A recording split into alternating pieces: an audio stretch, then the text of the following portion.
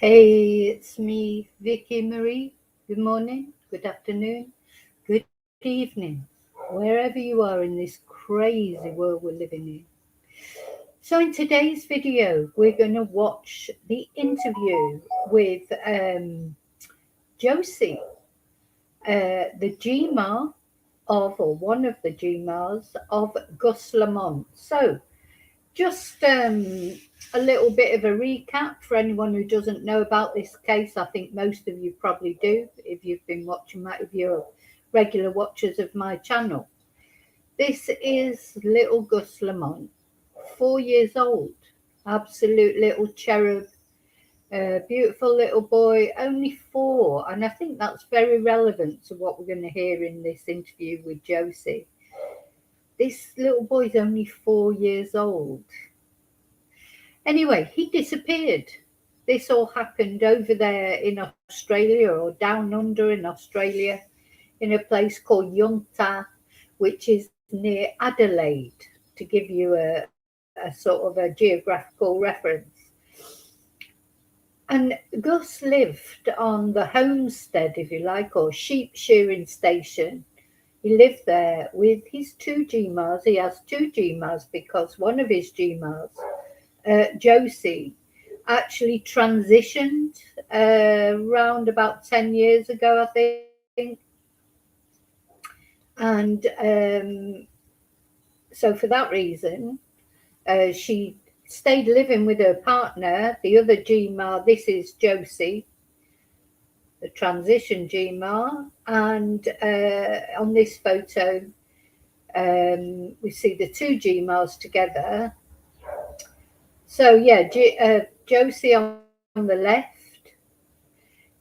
On the right is Shannon, or Shan, as Josie refers to her.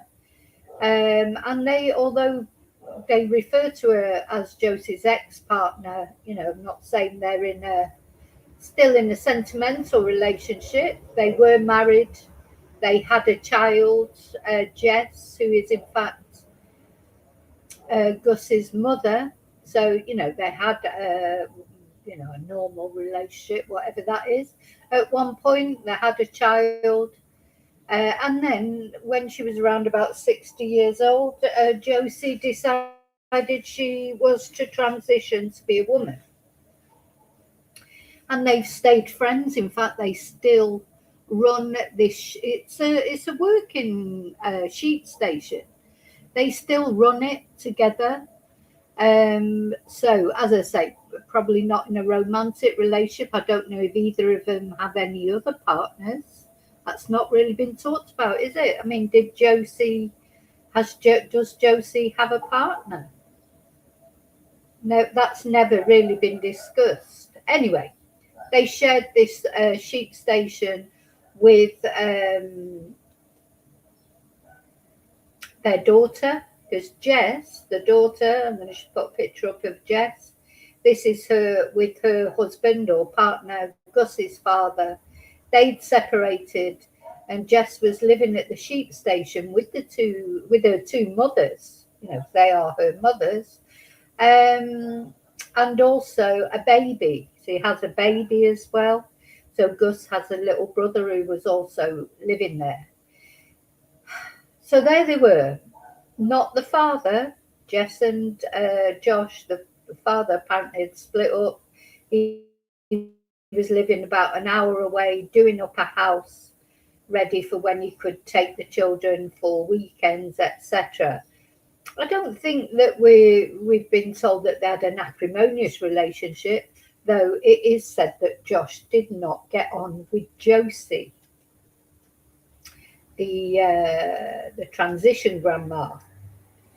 So it's one of those, and this is her. It's one of those very complex family dynamics, isn't it? So anyway, one day Gus, he was playing outside. Remember, he's only 4 years old. This still strikes me as strange. This boy's 4 years old.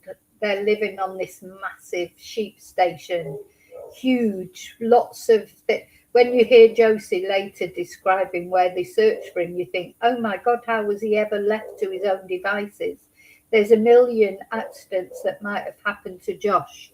There's a million places, sorry, not Josh, to Gus. There's a million places. There's a dam, there's a swimming pool, there's this mound of sand he was playing on. There's all sorts of misfortune could have happened to Gus, and he was left alone for 30 minutes. And from what Josie tells us through this interview, you'll see he was left alone on a regular basis. He'd wandered off before. He would go for a walk on his own. What? 4 years old in this really wild terrain, and there's probably wild animals and all sorts. Just to me, I just can't believe. I know it was miles away from anywhere. Maybe they weren't worried about stranger danger.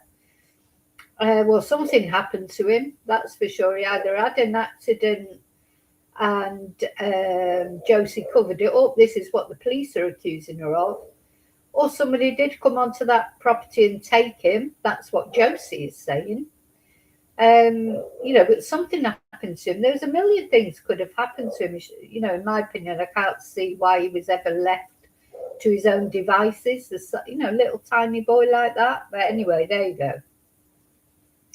Too late now for any of that. He's gone, and he has not been seen since last September when he disappeared. Not a trace of him. No clothes, no blood, not a hair, nothing. So now Josie, right, before I get into it, I think I should do my thank yous, etc. Thank you so much for watching. Thank you for liking. Thank you for subscribing. Thank you for being with me through all these difficult cases we've spoken about, especially the children's cases. Thank you, for caring about Gus, for all the children that we've talked about. I want to say a special thank you, of course, to my members. It's Monday today. Yeah, this Thursday there will be a members live every second Thursday. Of course, as a member, you get to be able to use the emojis, the special emojis as well. So thank you to my members. Thank you to all of you. Oh, the street cleaners going past. Maybe you can hear it. So loud. Everything's so loud in Spain. Nothing is quiet. Don't come to Spain for a quiet life. Go to Australia to one of these outback properties. Anyway, yes, thank you to those of you who've sent me a Ko-fi on this, on one, and always remember I have two channels. On one of my channels, it's Buy Me a Coffee. On the other one, it's Buy Me a Ko-fi. On my Ko-fi page is my shop where you can see the merchandise, mugs, t-shirts, bottles of wine, glasses of wine, etc. Thank you to everybody who's bought merchandise. Where am I? Thank you for your emails. I've had some very interesting emails lately about various cases, and I've got a lot of video. I'm going to do a lot of things that I'm in the pipeline for doing. Thank you for your nice comments, mainly nice comments that I get. Luckily, I've had some not so nice comments, but thank you for those as well, because all helps with the algorithm, and everyone's entitled to their opinion. I'm old enough to know you can't please all the people all the time. So, okay, let's take the banner off. Hello to you lovely lurkers. Thank you so much for watching. Thank you for caring about Gus, of course. Hello to Replay Crew. Oh, it's coming back. The street cleaner's coming back. Thank you to Replay Crew. And yeah, let's see. Is anybody in the chat? I think only... oh, we've got Julie in the chat. Good morning, Julie. Buenos dias. Is it hot enough for you? Julie, like me, is in Spain. She's not in the same part of Spain as me, but of course it's very hot, though. I think it's really very hot in most of Europe at the moment, isn't it? So in Australia, of course, it won't be hot, will it, at the moment? Because isn't it winter there?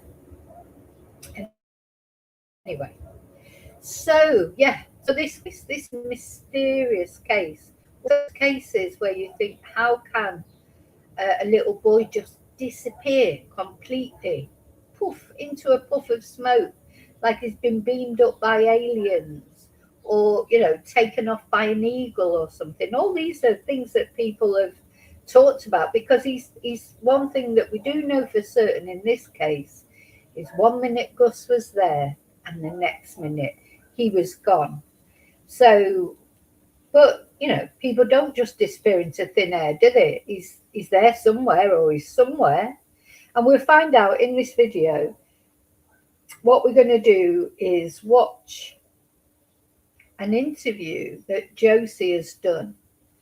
It's a real surprise, this, actually, because right from the beginning,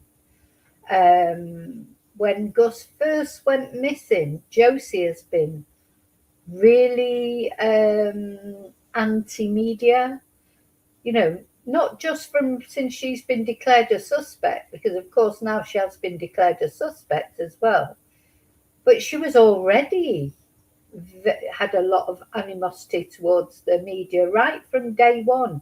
She's never tried to use the media to help find Gus, which is strange now, because if she's now saying, in her opinion, you'll hear her say it in her own words in this interview, she thinks Gus has been abducted.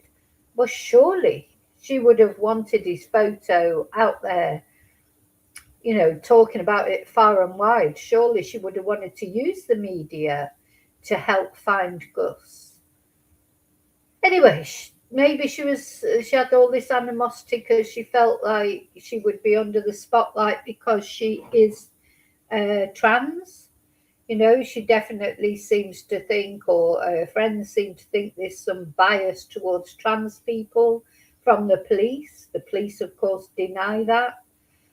Because what happened earlier this year, after many, many searches and a lot of investigation into what had happened to Gus, earlier this year, the police came out and said they thought Gus was dead. It was a major crime. Josie was a suspect, the main suspect. They said it in not so many words. She'd stopped cooperating with the police. So yeah, just a couple of months ago, the police came out and said flagrantly, really, they think Josie knows what happened to Gus. But does she though? Does she though? Is it correct that they're prejudiced against her because she's trans? I say they deny it. They say there is no evidence whatsoever that Gus either wandered off or was taken. So it leads them to the conclusion that somebody on that farm, sheep farm, knows what happened to him. And they think it's Josie, because the other thing they said is, they, apart from stopping cooperating with the police, they found inconsistencies in what they were saying, and they declared that they had this prime suspect, but it was not. They're at pains to say it is not Gus's parents. So the police stated categorically it's not Gus's mum and dad that are under suspicion. Somebody else that he lived with. Well, that only leaves the two GMAs. But I think it was made pretty clear that it was Josie who is the suspect. Josie's the suspect. But then Shan, as Josie calls her, Shanann, she's also lawyered up. So Josie and Shannon have got lawyers, separate lawyers.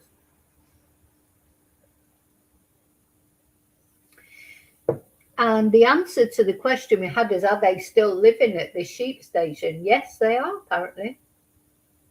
That's where they work. That's their job. I mean, they're into their 70s. That'd be hard work. It's hard work for anyone, but you're talking about, I I mean, Josie is built like a brick, what's it, house. I mean, she's got muscles like Arnold Schwarzenegger would be proud of. But even so, she's in her 70s, so it's not going to be easy work, is it? And she says in this video, she works 7 days a week, and so it's hard work as well. And you'll find that she says in this video that they were hoping that Gus would eventually take over this farm. Now, I appreciate that, but Gus was only 4. These ladies are in their 70s. So Gus would be capable of taking over the farm until it was at least 20, would he? So you talk about another 16 years, they'd be coming up to 90. Were they really planning on running that farm until they were nearly 90 and then Gus would take over? Just, that's the thing, when you have businesses like this and, they've worked for themselves for a long time, they've run this has been in the family for years, it's very difficult as you get older to keep that up if you've got nobody to take it over. And the other thing, of course, is you've got no guarantee that Gus would have wanted to take it over.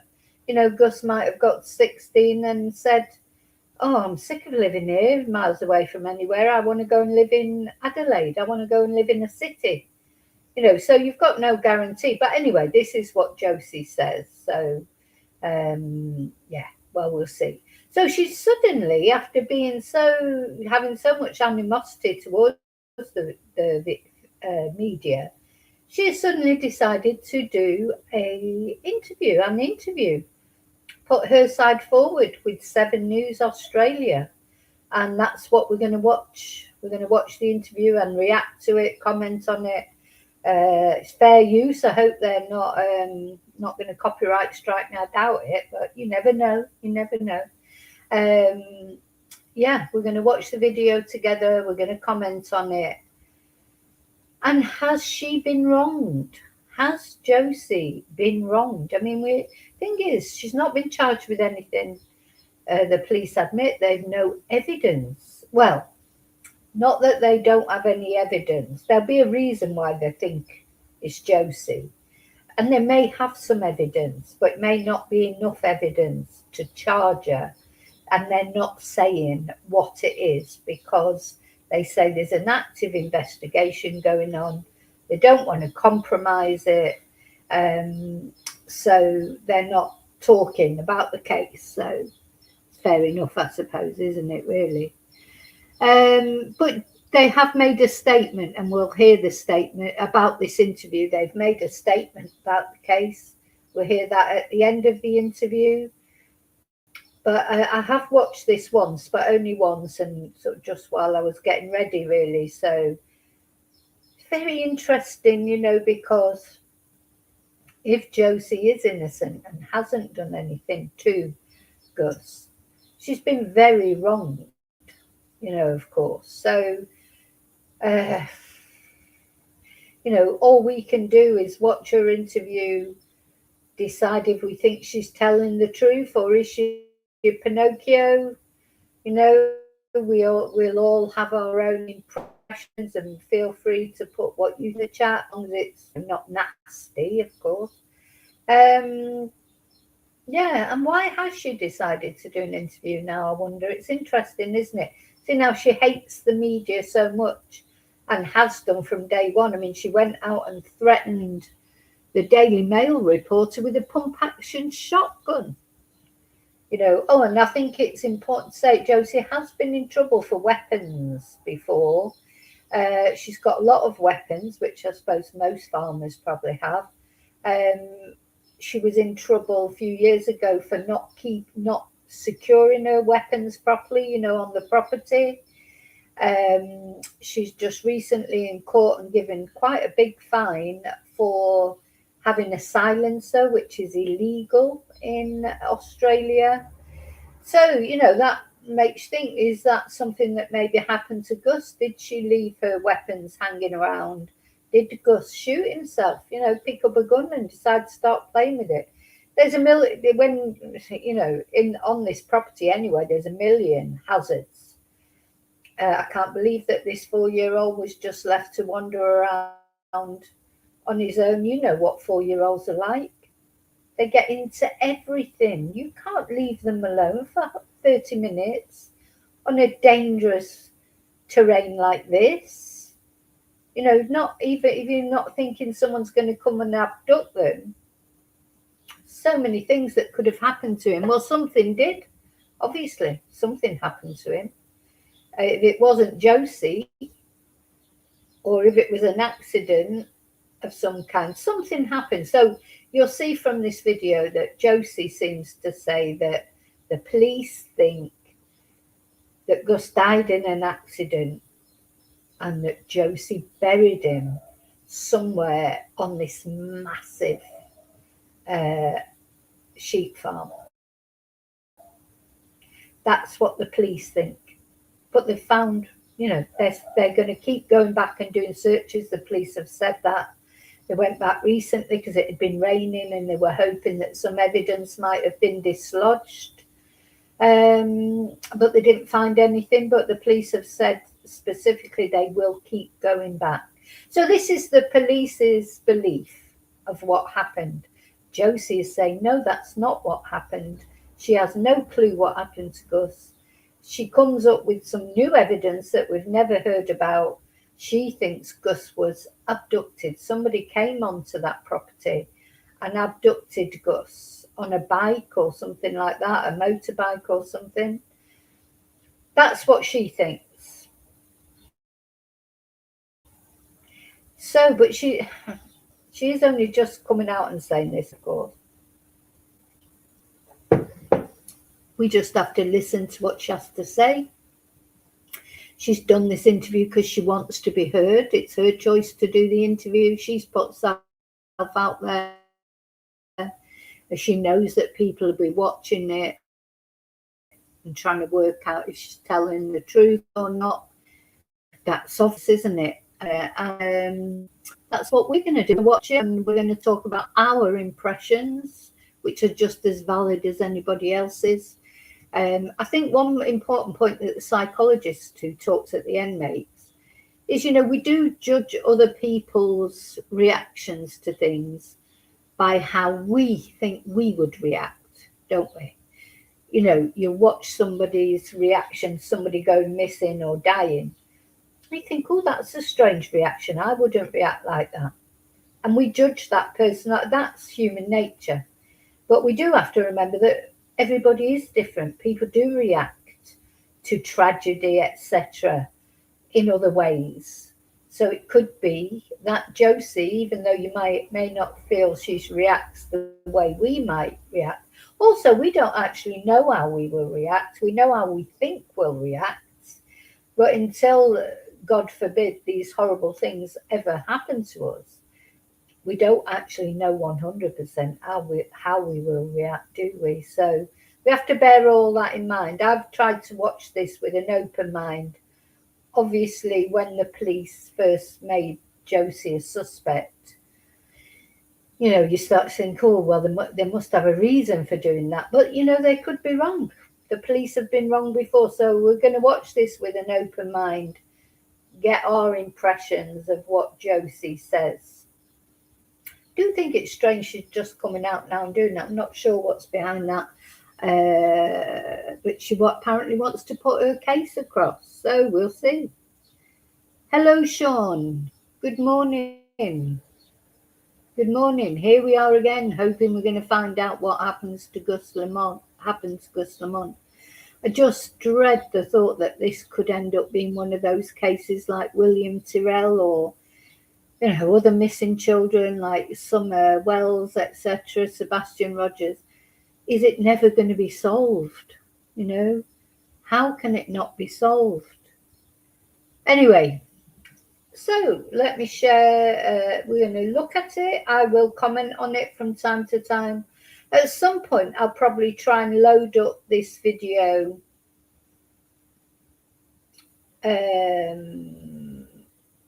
just the video, so you can, I mean, you can watch it on their YouTube channel anyway. So, you know, it's 7 News Australia.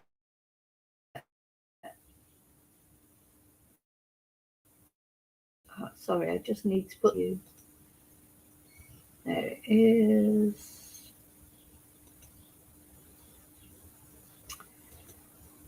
So, in the meantime, I mean, before we watch, let me know what be interesting to see.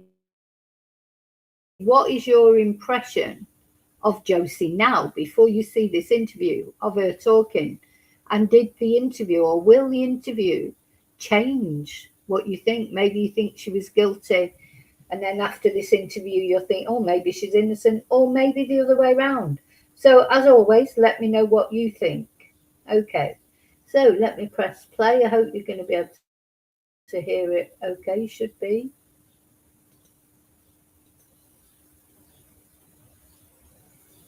Now considered a suspect. Are you hopeful Gus will be found? Do you have to say anything about the disappearance of your grandson? I know that I've been accused of taking him from where he had an accident and died and taking him out and burying him, but to think that I could actually go out there and do something like that.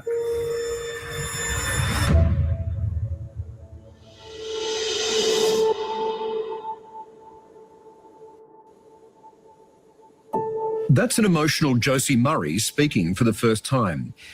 Good evening, I'm Michael Usher and welcome to Spotlight. Everyone has wanted to hear from Gus Lamont's grandmother since the 4-year-old disappeared from the family's outback farm in September last year. Everyone, including South Australia Police, since they named a suspect. Josie is angry, frustrated and devastated. 7 News Adelaide crime reporter Hannah Ford joins Spotlight this week as we go inside the untold story of Gus Lamont.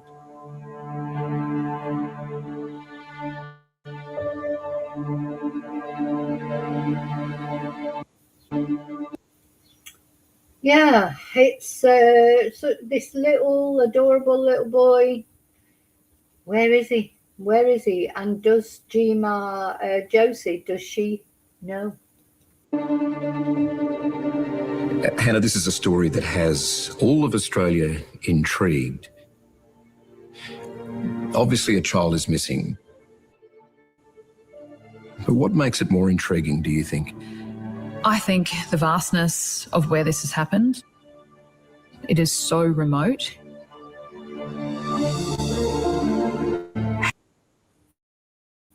How does a child go missing and just vanish without even a trace, not a hash? Did you see how massive it is? But it's quite sparsely, it's not forests, is it, and things. So they've sent drones over, of course, and nothing has been found. So not only with the land searches, the drones have gone over there. Nothing has been found, not a trace of Gus, not his hat, not a piece of clothing, his shoes, nothing, nada. Not a T-shirt, there's no spot of blood, there's no piece of hair. There is nothing. It's just like Gus has vanished into thin air.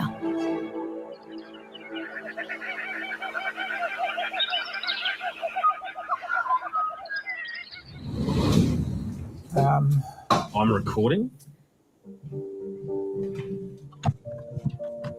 Can you tell me anything more about him, his personality? He was fairly quiet. He would get upset occasionally, like all kids. That's normal. He loved being on the swing out the side of the house there. He loved his push bike, pushing that around and just letting it roll down the hill with him. This video that his mum released, just haunting, isn't it? I mean, so beautiful with the sunset in the background. Little Gus, so this is the hat apparently he was wearing when he went missing. Just such a haunting video. He's just pushing his bike around. Where is this little boy? Happy, almost, perhaps not more than you'd expect, but he was happy most of the time. And again, he was just a normal, happy 4-year-old child. He loved sitting in the lounge being read to or reading his own books. He used to have a pile of books there. He'd drag them all out on the floor and go through them and read whatever he could understand from them. I'm not sure it was more than the pictures, but yeah, he was a bookish kid, you'd almost call him as well. He was quite happy to go and play on his own a lot of the time. You'd often hear him down at the shed. You know, he'd got a fixation on opening and closing the Hilux doors at one stage, and you'd hear this bang, bang, bang, bang. We just said, well, if that's what he wants to do, he can do it. He's not going to hurt anything terribly much, and it doesn't matter. It's a work vehicle, so what? Josie and Gus, they were close. And she saw Gus as the child who could take over the property they love so much and keep it in the family. You know, Gus was the apple of their eyes. And that bond is certainly backed up by family friend Bill, who you've sat down and spoken with as well. That's right. How would you describe Josie? You've known her for 60 years? I guess you'd have to say... Oh, he's known Josie for 60 years. I think he's the one that gave the statement on her behalf, wasn't it, right at the beginning? Anyway, 60 years. So he's known Josie when she was not Josie, when she was a man, before she transitioned. You know, is Josie... When I was watching Josie speaking then, you did feel she was genuinely affectionate about Gus. You know, it's hard to believe. It's always hard to believe that a grandma or any relative might hurt a little boy like that. But of course they do. We've seen it. People do horrible things. So that's the other thing. Sometimes we're coloured, our opinions are coloured by the fact we can't imagine how anyone could do that. But of course that doesn't mean that nobody would. But the police seem to think there was some sort of accident. They're not accusing Josie of foul play. What they're accusing her of, according to her, is covering up for an accident and burying his body somewhere. Now, that begs the question, doesn't it, as Josie says later on, why would she do that? Why would you, if your grandchild had an accident and died, why would you cover it up? You know, what's the reason? People do things for a reason. I mean, all right, they would get into trouble maybe for negligence, I don't know, but you know, it wouldn't be like a murder. You know, they probably wouldn't even get prison at their advanced age. So why would she do that? Why would, you know, people do things for a reason, unless, you know, Gus did die as a result of maybe a gun accident, and that of course involves greater penalties. You know, if the guns were left around, or Josie shot the gun and it killed Gus by mistake while she was trying to get a snake. You know, she said she was killing snakes. Is that a possibility? And is that, why would they hide Gus's body if it was a genuine accident? Unless maybe there is a bit more to it. And of course the body then will show, even now, that it'd be skeletized by now, sadly. But even now, if it was a gunshot wound or something like that, would still show evidence, wouldn't it? So, yes, it's an intriguing one, but it does beg the question, why would they do that? If supposing they did do it, you know, hide Gus's body, why would they? A bit quiet, a bit reserved, pretty athletic, pretty studious.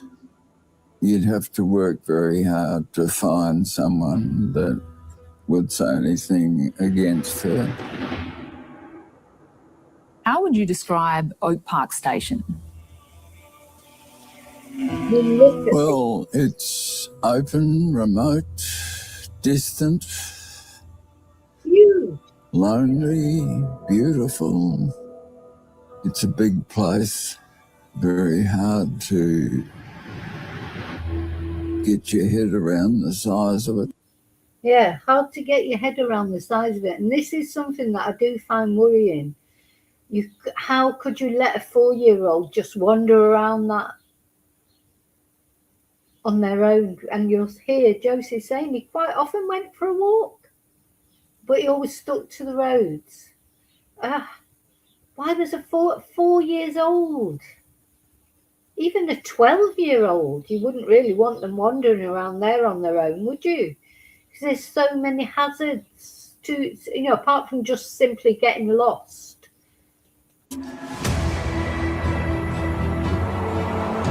There's a town before it called Yunta, which is about 300 kilometres, 400 kilometres from Adelaide. It's in the middle of nowhere. I call it nowhere land. We have a post office, one hotel, 2 petrol stations. We had a flood last month, and the road traffic and the road trains were all stuck here for a whole week. We only have Telstra here. Hi, Telstra. Without that, we're sort of buggered. And then from that town, it's another 40 minutes to Oak Park Station. There are 6 gates that you have to open and close to get through.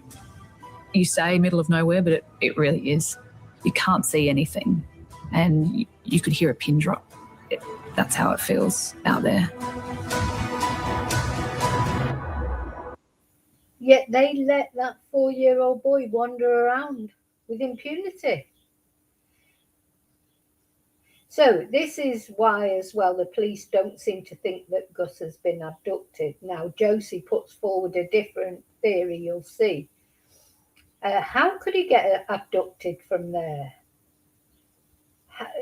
How could that happen?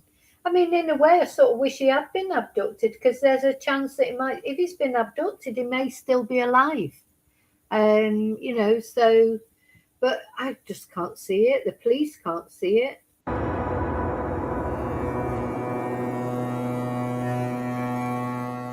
Who are the members of Gus's family? Josie Murray is the grandparent of Gus. Jess is her daughter. Shannon Murray, she is the former partner of Josie Murray and the other grandparent to little Gus. And there is also another child in this that some people might not realise, but there's a baby Ronnie, who was 1. And where was Gus's dad on that day? Gus's dad wasn't at the property. And for clarity, we should explain that Josie transitioned in the early 90s. Shannon and Josie, they were married. Husband and wife on the property. Yes. And then things changed. Josie transitioned to a woman, and they are... Now, that's fine if somebody wants to transition to be a woman, but she was, 60 at least when that happened. So that must have been a shock. But I'm sure Shannon already knew that Josie wanted to be a woman.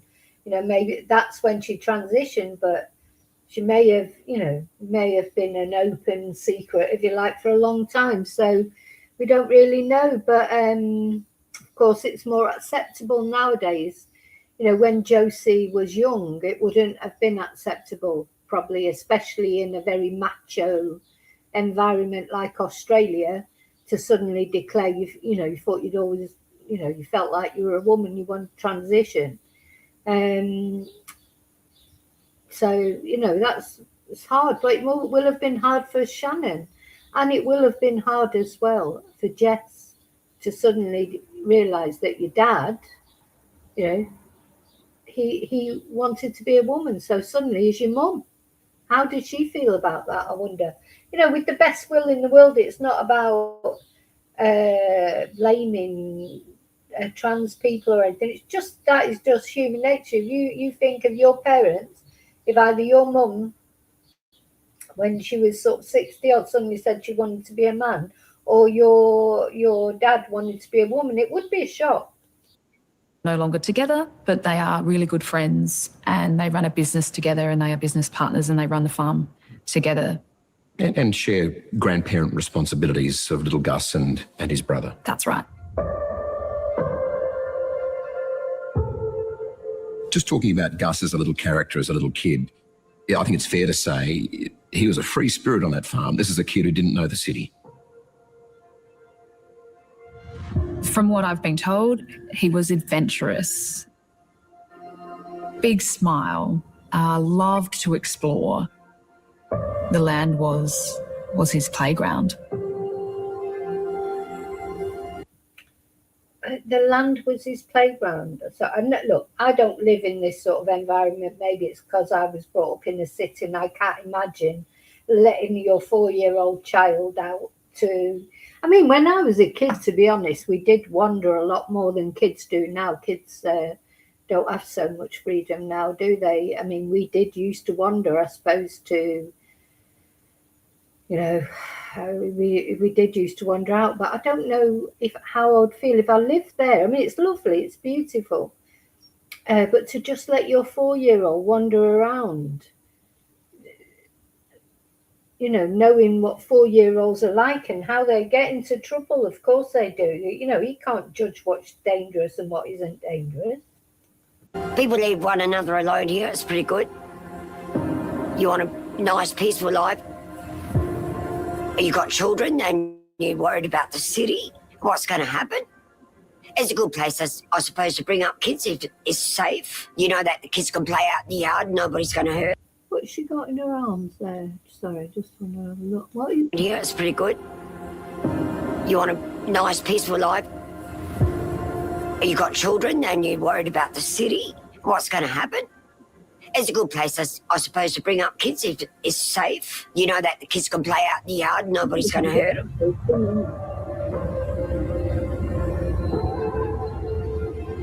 He often would go for a walk around the property, or around the homestead, but he would stick to the road. He wouldn't detour off it.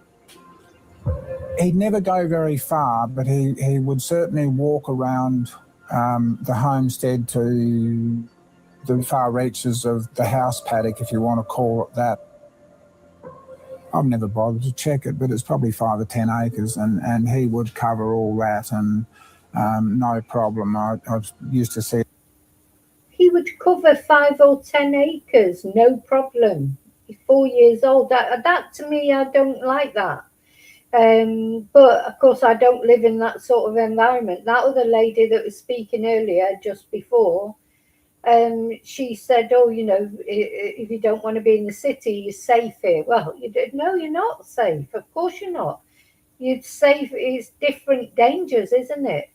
In the city, you've probably got more stranger danger, I suppose. I don't know, traffic danger. But in a place like that, there's a lot of danger for inquisitive toddlers.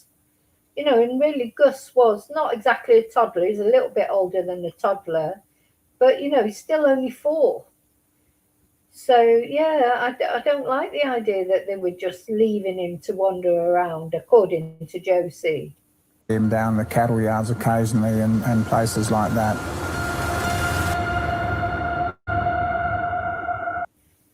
Hi, Alora. Thank you for being in the chat. Hi. I understand that he has wandered off before, as he does, but there was never any panic because they knew how well he knew the land. Shan had taken him down. You know, this just doesn't make sense to me. They knew how well he knew the land. He's 4 years old.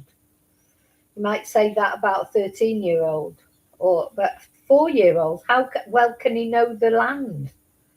You know, talking about him as if he's a grown person. He's 4. So, yeah, I don't like, this doesn't ring right for me. But I don't know what his mum would say about it.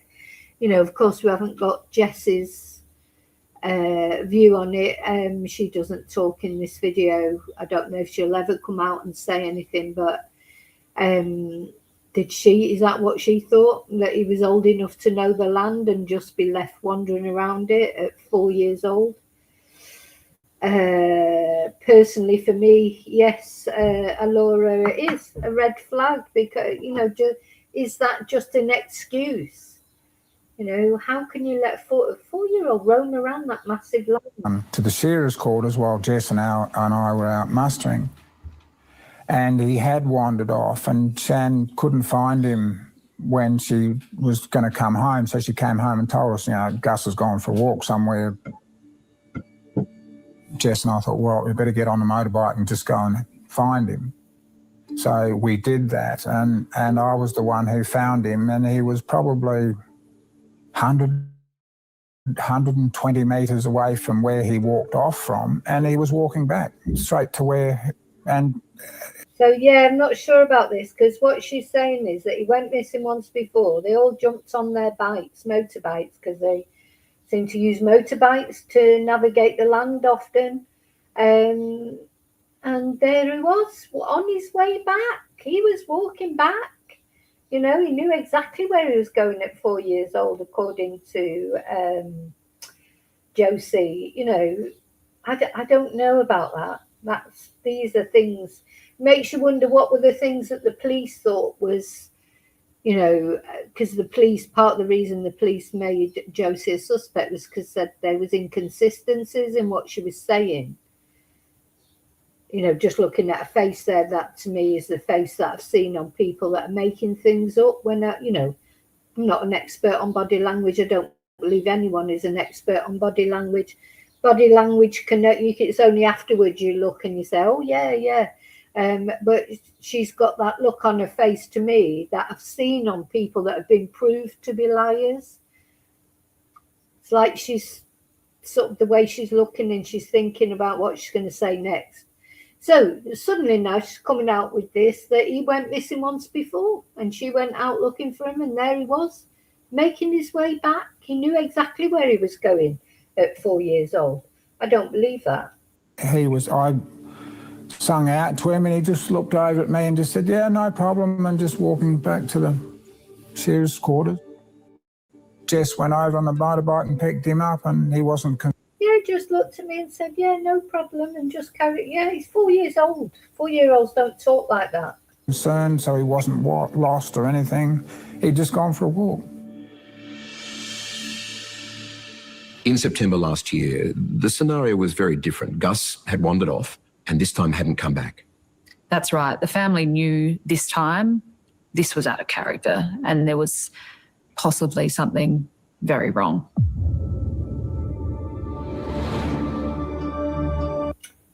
Thank you for that information, Alora. So Alora's saying her sibling had 20 or so acres in Australian bush.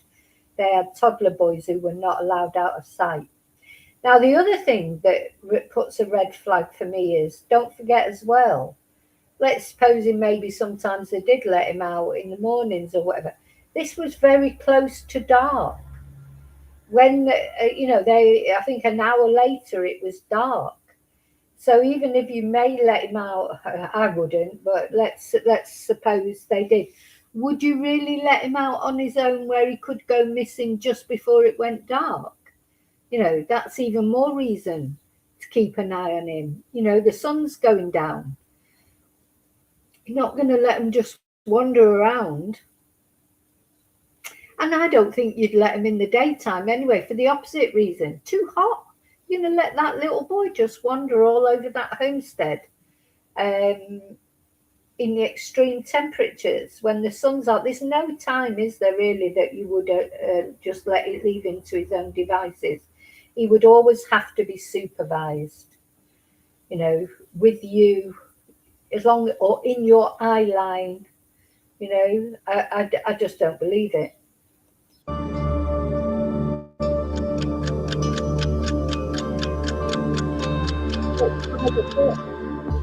I remember looking at my watch when we put the sheep through into the right paddock, and it was 10 past. So, and we drove straight back without any hold-ups. So yeah, right back there at 5:30. So now she was supposedly with Jess. Now the thing is, if she was with Jess, when has she buried Gus? Because Jess, the police have stated that Jess is not a suspect. So we have to presume that Jess did not know. Maybe Shanann knows what's happened to Gus. If we presume that what the police say is correct, when did Josie bury Gus? Or did she find him when she was looking for him and then decide to hide him? So there are, you've got to think, how could this have panned out if it's true that she did it, that she hid Gus's body? When did she do it? Without Jess knowing. So there's a lot, I don't know. We're on the front veranda and Shan said that Gus was just down near what we call the bomb shelter playing, and when we had a look... But this is where he was supposed to be playing, near the bomb shelter, what they called the bomb shelter. Well, that says a lot for it. So you let a 4-year-old play here, unsupervised? Come on. The more I'm thinking about it, the more ridiculous it is. And yeah, what you say, Alora, is true as well. The snakes. That when Josie went out and with the pump action shotgun to the Daily Mail reporter, she said that she was out there shooting snakes. Now, there'll be poisonous snakes as well. This is Australia. There'll be spiders, there'll be snakes. These are not tiny little spiders, innocuous spiders that don't bite. They could be really dangerous spiders, really dangerous snakes. And they let him play there, unsupervised. So even if we take Josie's word as true, it is complete lack of judgment, isn't it? You would not do that. No sign. And we said to Shan, when did you last see him? And she said 5 o'clock. And so in that half hour time frame, he disappeared.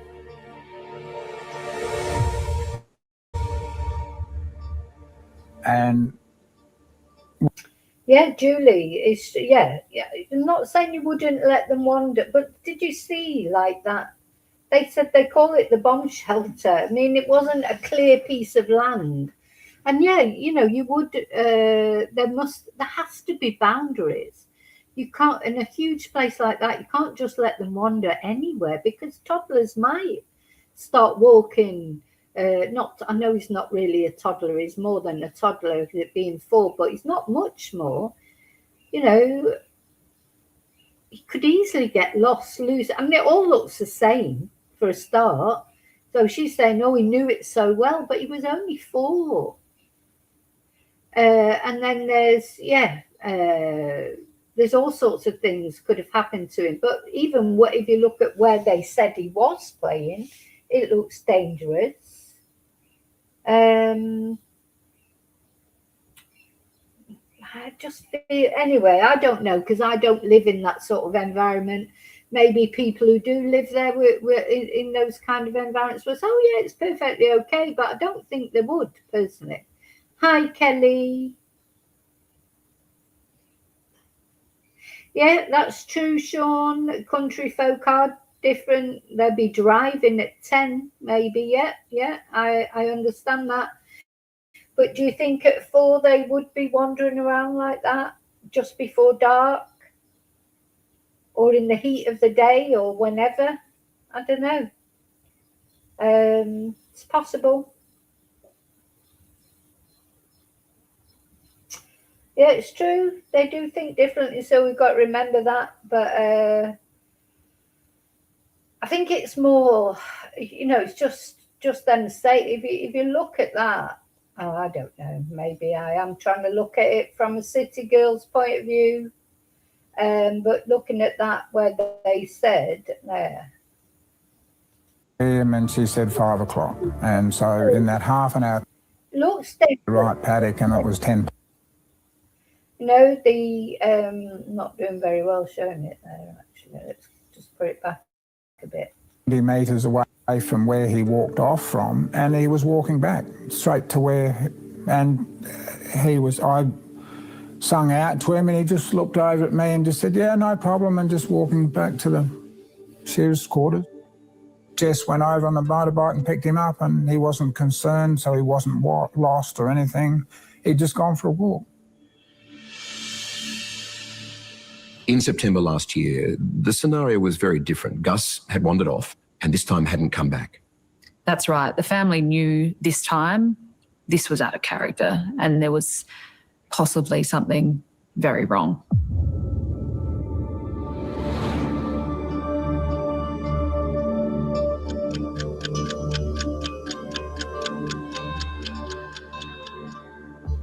I remember looking at my watch when we'd put the sheep through into the right paddock, and it was 10 past, so, and we drove straight back without any hold-ups. So, yeah, right back there at 5:30. We were on the front veranda, and Shan said that Gus was just down near what we call the bomb shelter playing. Yeah, look, I mean... Anyway, maybe it's just me. Maybe it's just me, but it seems I would never let my child at 4 play there without me watching them. 5 o'clock. And so in that half hour time frame, he disappeared. And we were a little bit concerned about the cellar we were building because it was possible he could have fallen down there. So that's one of the first things we did. We looked, there was no sign that he'd been down there, no blood on the concrete floor, nothing. And so then Jess and I walked around all the buildings on the property and checking all the, like the swimming pool, just in case he'd managed to somehow open the gate, which he'd have to be 6 foot tall to do it, and checked whatever else we could and still couldn't find him. So we had a quick conference and decided what to do, and we decided we'd better jump on the bikes and go and look. I remember saying to Jess at one stage, we've got 45 minutes of daylight that night. So what that time was, I don't know, but Yeah, 45 minutes of daylight left. So it was late in the day. So, God, just when it's going dark, your heart would be just in your boots, wouldn't it? After we'd searched on foot, but I remember saying we've got 45 minutes of daylight, we better get with it. We were concentrating within probably 3/4 of a K or a K of the kilometre of the homestead, and just searching where the tanks were, the dams, down by the cottage. I think we went to the shearing shed about... Hi, Joanne. Yeah, they called it the bomb shelter. Yeah, that just the fact that they called it that surely would make it. No, like you say, Julie, they do let the guard down, I suppose, if they live in the car. I think one thing you probably wouldn't worry about is the abduction side of things. You'd think nobody could come there and abduct him. But there's so many other dangerous things that could happen to him. You know, there might be country folk, but they're not stupid, are they? They know that accidents can happen to children. Surprised if we didn't. And so Jess and I were in contact with the radio or visually pretty well the entire time, even though we might have been separated by 300 or 400 metres. We could see each other, we knew where we were. And we kept that up until it was getting to the dark stage, and then we went home. Went into the kitchen, and I think the question was raised, how soon do we notify the authorities that we might have a missing child and we need to do something about it? And I seem to recall it was sometime around 8 o'clock that we actually made the call. So it's dark, it's getting later and later. When do the police first arrive? Because distance is a tyranny out there. Yeah, so we understand that an officer named Luke was the first one to arrive from a nearby town. After that officer arrived, there was a second one on his way. Luke and I were sitting on the hill outside the house trying to spot his flashing lights. And this went on for some time. So the first police officer arrived, and the second police officer, you'll hear her tell you, he couldn't even find his way there. You know, and he could, of course, have run Gus over. Trying to describe how he should get to the property, and I kept saying, look, go back to Paratu Homestead and come in on the road. Eventually he just gave up and went back to our room. So he actually never arrived on the property. That's how difficult it is. While Luke was there, I got in the vehicle with him and went down to the cottage, and we searched that and the shearers' quarters, all the buildings down there, the sheds, and then up to the shearing shed and checked all that. And I'm pretty sure we did the tanks and everything and the dam, because everyone automatically jumps to conclusions that he could be there, even though we'd already checked them 2 or 3 times by that stage. A bit later that night, Shan and I went out in the buggy again, and we very carefully, because it was an issue with vehicles running around, if Gus was actually out there and walking around, if he blundered onto the road in front of a vehicle coming in, he could get cleaned up and run over very easily. So we were being very careful and just quietly, probably 10 or 15 k's an hour, moving along the roads, just checking along the roads, because as Jess said, and we're all fairly sure that if he had gone for a walk, he would have walked along the road, because that's what he did.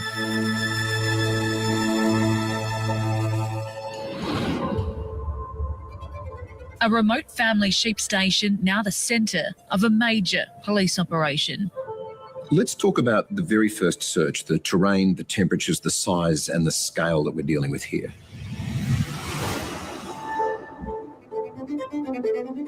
So the first search, they covered 60,000 hectares. There were at least 300 police officers and volunteers involved. They covered so much area of the land, and they searched all day. The scale of the air and ground search as part of this investigation is unprecedented.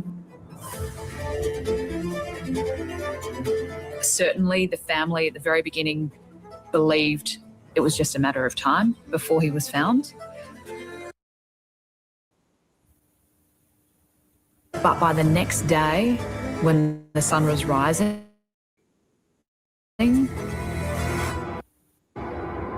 it faded, and I got a sense that panic was starting to set in.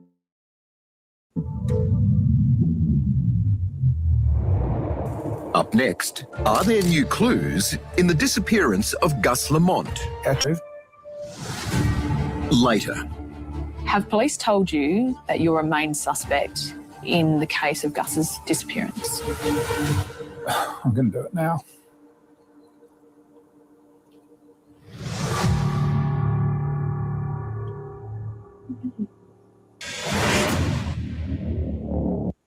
Now, I would say she looks genuinely upset there, but what do you think? What is going on here?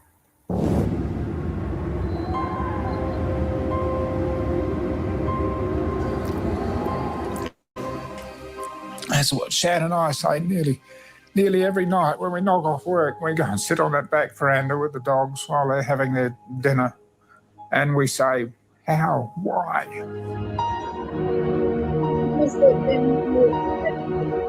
We just can't believe it.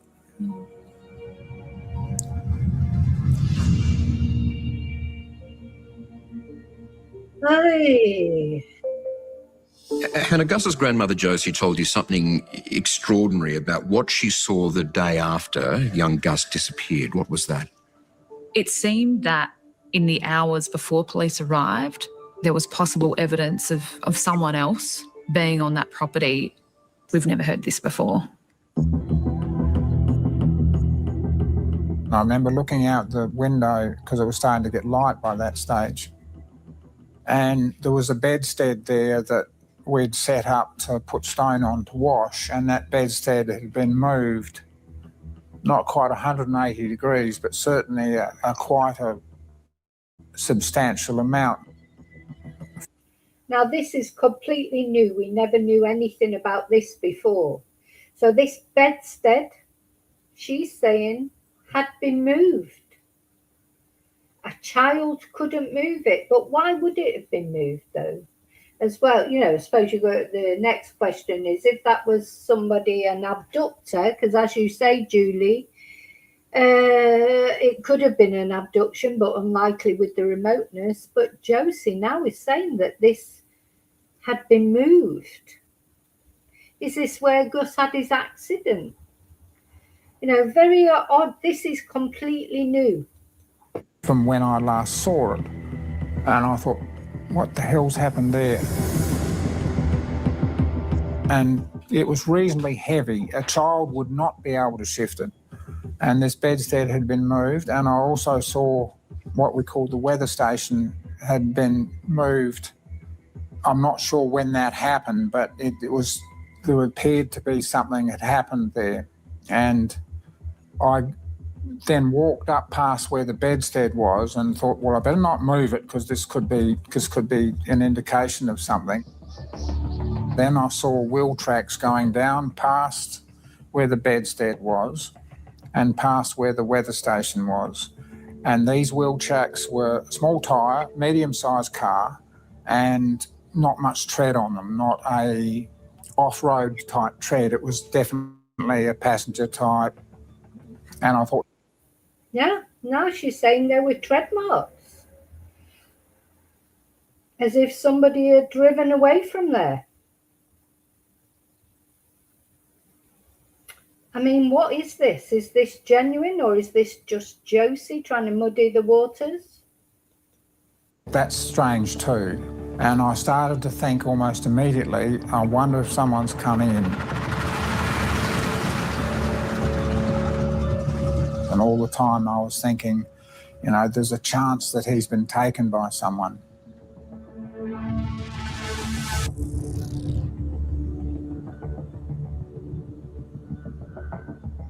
I was frankly horrified at the number of vehicles that were parked around our house because we hadn't actually seen them come in. My immediate thought was, my God, they've destroyed any chance of tracking him if he'd walked out on the road or anything, because the road was already pounded up and starting to get dusty and they'd made a mess. One instance we have, and again the police apologised to us afterwards, because I saw footprints in one of the dams. The dam was nearly dry, there was mostly mud, and I found these footprints in the dam and I took photographs of it. And we actually took one of Gus's boots out there and I laid it next to this footprint and took a photograph of it. And I said, it's got to be him. It's got to be him because it's the right size. And the police kept on saying that no. I don't know about you, but personally... to get dusty and they'd made a mess. Does that look One instance we have, and again the police apologised to us afterwards, because I saw footprints in one of the dams. The dam was nearly dry, there was mostly mud, and I found these footprints in the dam and I took photographs of it. And we actually took one of Gus's boots out there and I laid it next to this footprint and took a photograph of it. And I said, it's got to be him. It's got to be him because it's the right size. So, what do you think about that? Is the boot print Gus's boot? To me, the pattern on Gus's boot is different. And anyway, wouldn't he have been wearing these boots? If Gus made that boot print with this boot when he went missing, wouldn't he still be wearing them? Anyway, yeah. So she's saying, Josie's saying she thought, oh, this must be Gus's boot print, but the police said it was the diver's boot print and he just had small feet. And we actually took one of Gus's boots out there, and I laid it next to this footprint and took a photograph of it, and I said, it's got to be him. Definitely. It's got to be him because it's the right size. And the police kept on saying that no, that it was a police diver. Yeah, this guy must have had a size, well, someone said it's smaller than a size 4 lady's footprint, and he must have had tiny feet. And the superintendent admitted to me that was a mistake. So in the race to search for Gus, perhaps early evidence, early signs about someone else being on the property might have been lost. That is what her concern is now. It is fair to say that Josie doesn't have a lot of time for South Australia Police.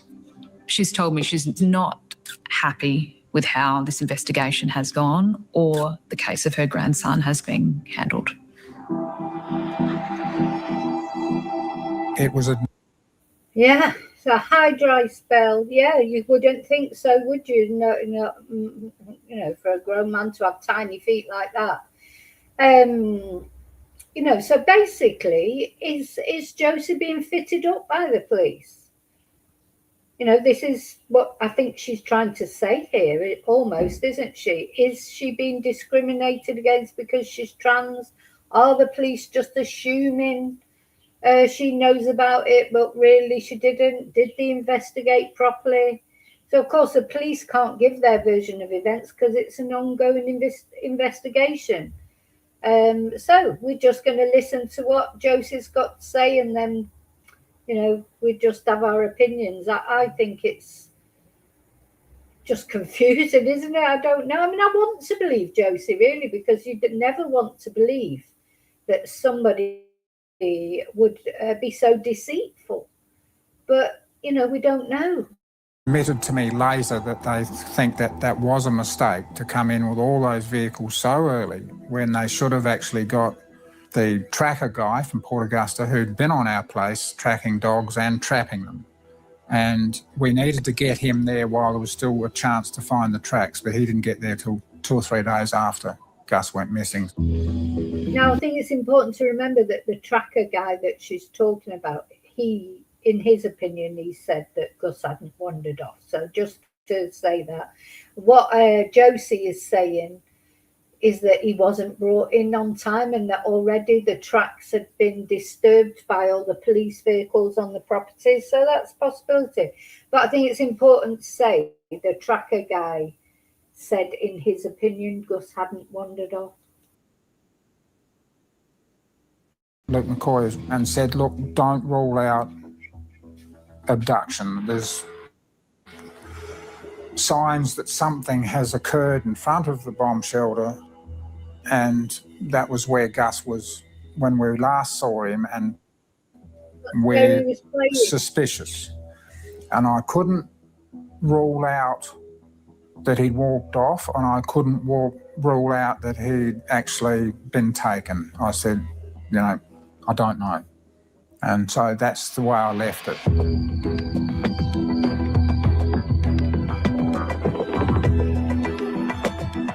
What are you leaning towards now? Oh, abduction. There was supposedly 700 people were on our property at any one time. Now, the important... So, Joe, that's why Josie's probably doing this interview, isn't it? So she's at great pains to say it's abduction. But, you know, it comes back down to that saying again, well, she would say that, wouldn't she? Because she, you know, I must admit, I do think, why would Josie hide Gus's body unless there was a bullet hole in it? You know, if something catastrophic had happened to Gus, so it wasn't just an accident of falling off the sandpit or, you know, all those many hazards or drowning in the dam. That is a possibility of why she might have hidden his body, because if there was some evidence of the negligence with the guns or or even of foul play, you know, of actual blunt force trauma or something. I mean, we just don't know what happened to this little boy. Or is she right? And was he? She's trying, you know, this is a long time. This happened in September. You're coming up to it, not that far off a year. It's about 9 months. And now why is she, why, my question is sort of, why is Josie saying this now when she's been so unwilling and hostile towards the media, and now suddenly she wants to talk? It just, you know, that's one of my sort of things. Why is she wanting to talk now? But of course she could be telling the truth. People in all that are the locals. It's our job to find things out there. This is what we do. Hi, JT. Well, she may very well be. She may very well be. Only she knows that. And as time went on, I was getting more and more convinced when we couldn't find anything. We couldn't find a shoe, a hat, any sign of a top, nothing. We could not find a thing, and everyone said the same thing. This is ridiculous. There would be something out here. There has to be something. This now leads us to a range of theories and possibilities. What has been speculated about what happened to Gus? Well, the possibilities are sort of endless at this stage because the only evidence is no evidence. So abduction is a possibility. Wildlife, being taken by wildlife is a possibility. If wildlife is a possibility, my bet would be wedge-tailed eagles.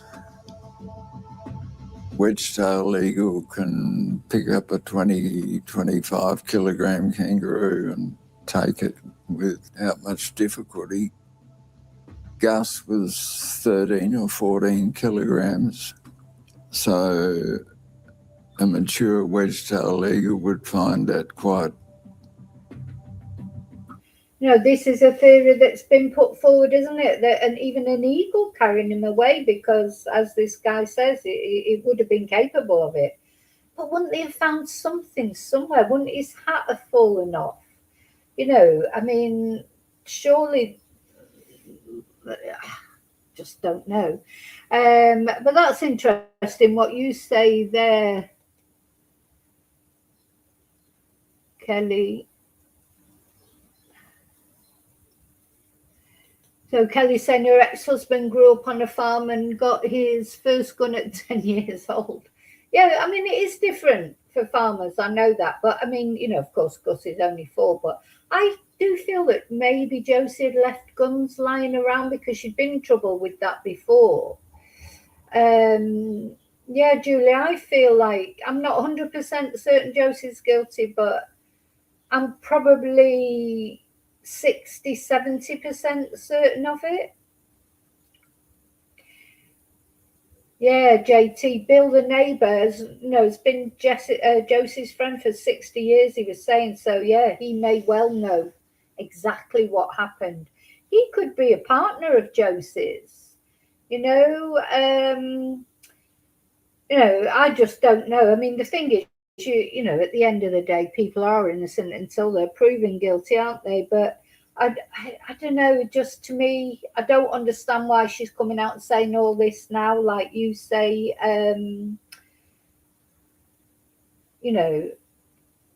Do you know them, JT? Do you actually know them personally? Is that why you're saying that? You know, I don't know. But, yeah. Yeah. Do you know, I've got this horrible feeling that it's going to turn into one of those cases like William Tyrrell that we never know unless the police find the body.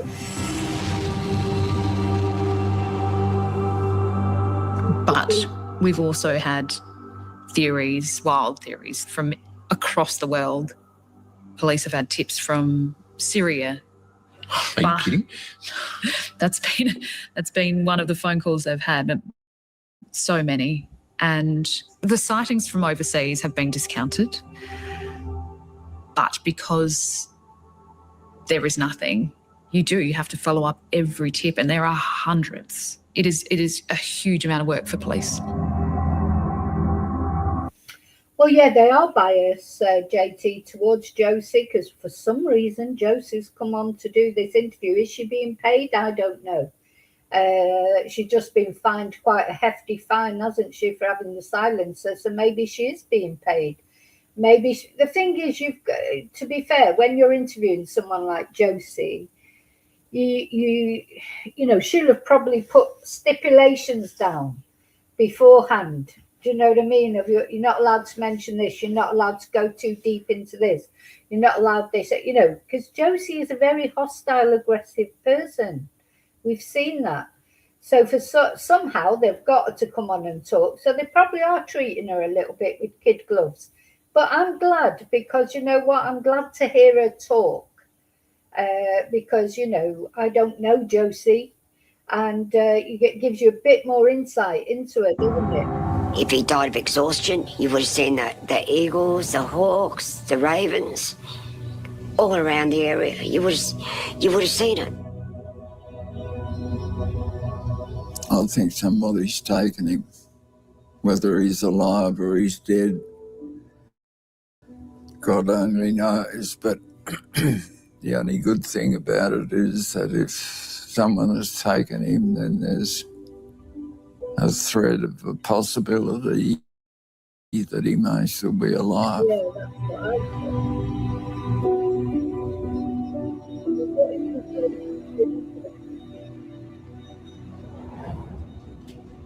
February this year, police hold a press conference and they declare his case a major crime, telling us that he was likely killed or his body disposed of after an accident.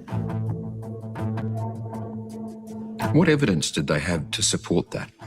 They did not disclose any evidence that they may or may not have. To your knowledge, has there been forensic evidence found to support that major crime theory? Not to my knowledge. But this is a big development. They're putting it squarely back on involvement within the family. That's right. In that press conference, abduction, unlikely. Taken by wildlife, unlikely. So back to the family we go.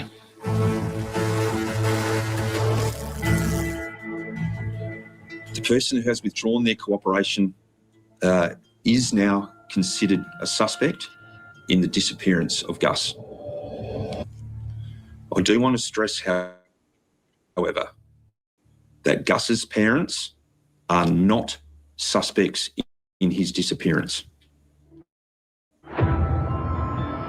They don't announce any charges. No charges, but the parents are not involved.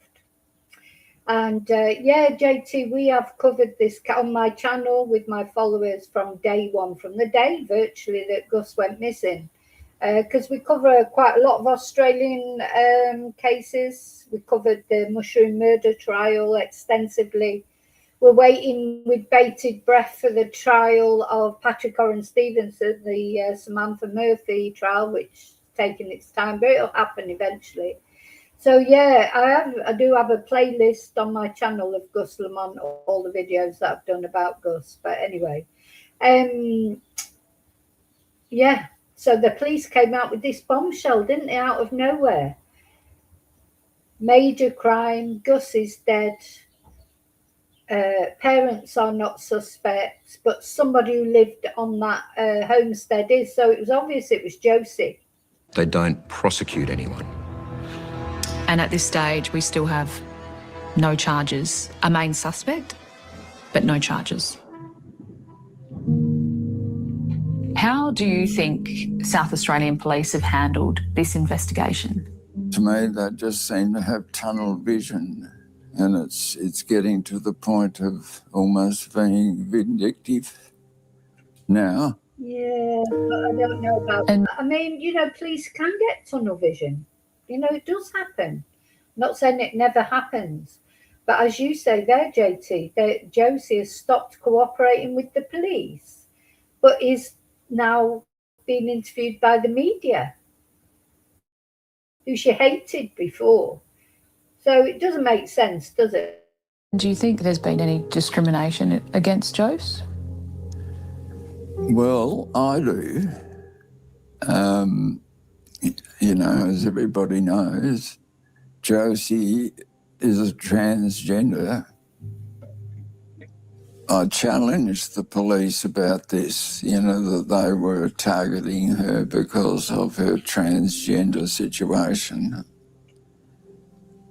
And they were mortally offended that I should say it. Are they with a hat? So when police declared this a major crime, the family stopped speaking to them. They both hired high-profile lawyers and haven't spoken to them directly since. So when she says the family have stopped speaking to them, I presume she means Jess. You know, it's like Jess. I wonder, you know, Jess isn't going to come out probably and do an interview. You know, she's probably absolutely devastated. You know, she doesn't know what's happened to Gus, and now to find out that her own father or mother, whichever way you look at it, is prime suspect. That must, and she'll know more. I'd like to talk to Jess about that day, you know, because we've only had Josie's version of what happened that day. What's Jess's version? They haven't been happy with how the search was handled in the first place, and now they're being targeted as possible killers. All of them or just Josie? Just Josie. Up next. They think that I buried him, took him out and buried him. Later. Do you think he's still alive?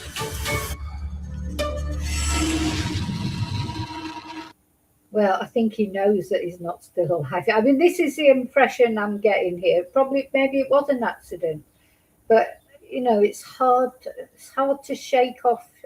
Anyway, let's watch it.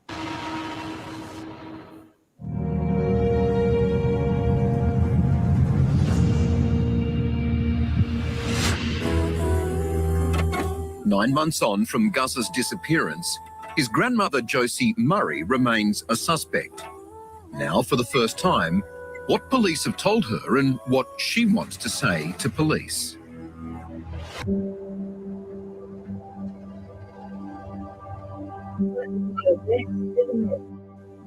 you imagine them all driving around in horse and carriage.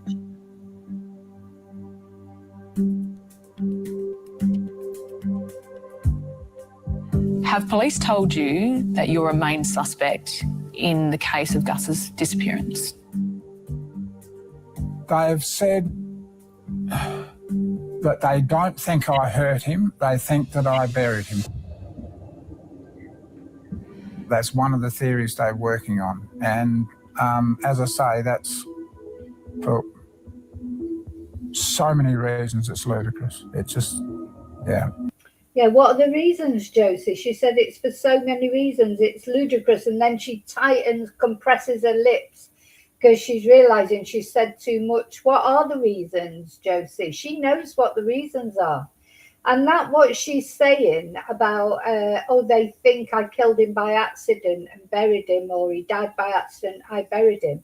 That's a common thing that the police do in interrogations, even when they think it's a murder. I've seen it so many times. I've watched that many interrogations. And when they're not getting anywhere with a suspect, to getting them to confess to a murder, they will quite often then say, well, we don't believe you're that, you know, a terrible person. Was it an accident? Was it just something that got out of hand? You know, that they start approaching it from that way. I think they're probably doing that with Josie. You know, it doesn't necessarily mean that they don't think she murdered him. What it means is they're trying to coax her to confess by saying, oh, look, we understand it probably was an accident. And that gives the suspect a way out, doesn't it? So quite often suspects will hear that and they'll go, oh, yeah, it was an accident. I just pushed them and they hit their head against the wall and Next minute they were dead, and I just panicked, so I just buried them. So just because the police are saying to her that doesn't mean say they don't think it's a murder. They don't know. But she realises there she's said too much because she shuts her lip. That is a body language sign of knowing that you're not to say too much. She said, oh, let's just listen to what she says again. I think that's very telling.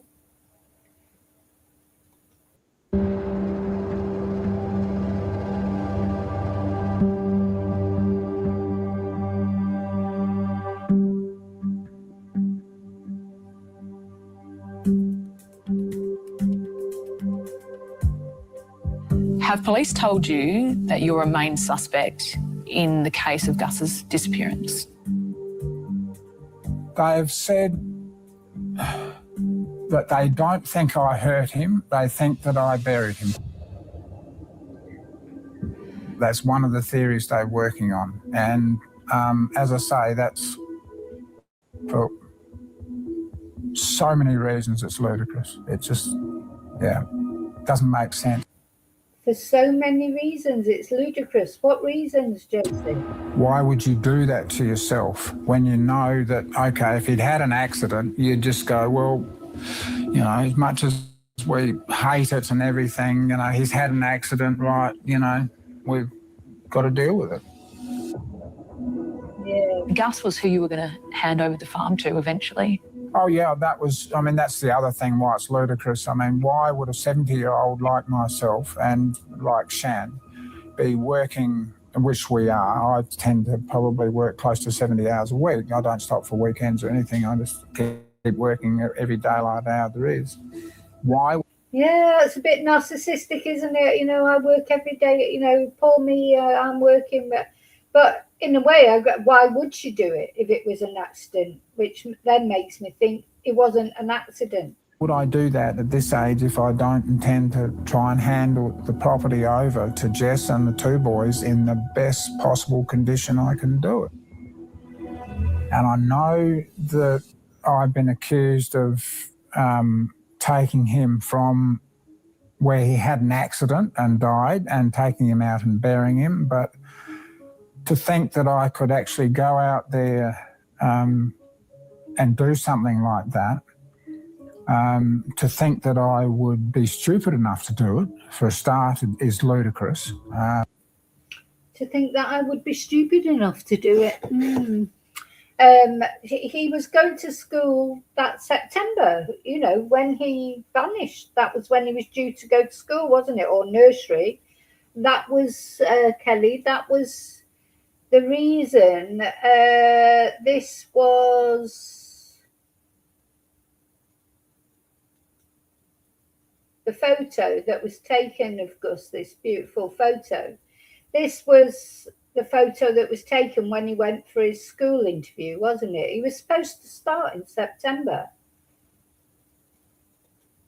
You know, because that was something I thought at the time, is that why they suddenly came up with this story?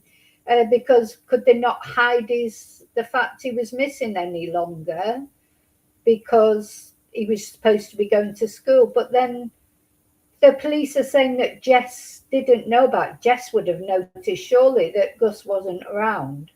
And to think that I could face up to the trauma of doing that would also be ridiculous. There's no way, and under those, when it's so dry and dusty like that, there's no way you can bury something without leaving evidence that the ground has been disturbed. And the amount of searching that went on, aerial, with a helicopter, with the fixed wing, with the drones, with everything, you would see signs of someone being buried. I mean, obviously they were thinking about the dam, and I had several neighbours who said to me afterwards it would be, again, ridiculous to think that he'd gone into the dam because there was a weed all around the dam, and if anything had gone in there, if we'd put him in the dam or if he'd walked into the dam or anything, you would disturb that weed and it'd be damn obvious. Have police ruled out abduction? Now, just commenting on what you're saying there, JT, yes, she said that he had limited ability reading books, but of course he was only 4. So I'm not saying that some 4-year-olds can read, I suppose, but so she said he was probably more interested in the pictures, but that's how kids start off reading, isn't it? They read their books, initially it's mainly pictures. She said he was a bookish child, to be fair. She said he was bookish. And yeah, she did say that about him opening and shutting the car door. And I just knew straight away when she said that, I don't think that it's true, because she said, oh, we just said, oh, if that's what he wants to do, let him do it. Now, there's no way that wouldn't irritate you. The best way in the world. You're sat there and your child or your grandchild is opening the car door and closing it, opening it, closing it, opening and closing it. That's going to get on your nerves. So to say, oh, we just said, oh, just let him do it, that I don't believe that's true. I wouldn't let my son do it. That would be so irritating. We're all human beings. Nobody wants to sit there and hear a car door being opened and shut, opened and shut, opened and shut. I have to put up with it from my neighbours. They do it with their front door. God, sometimes in 15 minutes they open and shut their front door about 50 times. It's really irritating. So I didn't believe her when she said that it wasn't annoying and we just said, oh, well, if he wants to do that, let him do it. I don't believe that. So,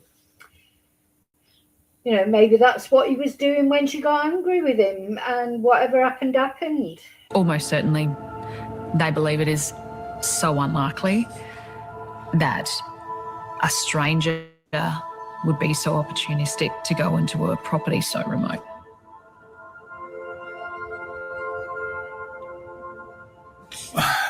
The one that is so laughable is the one that the head of the major lot said that there was only 4-wheel drive access to Oak Park, so there was no chance of abduction.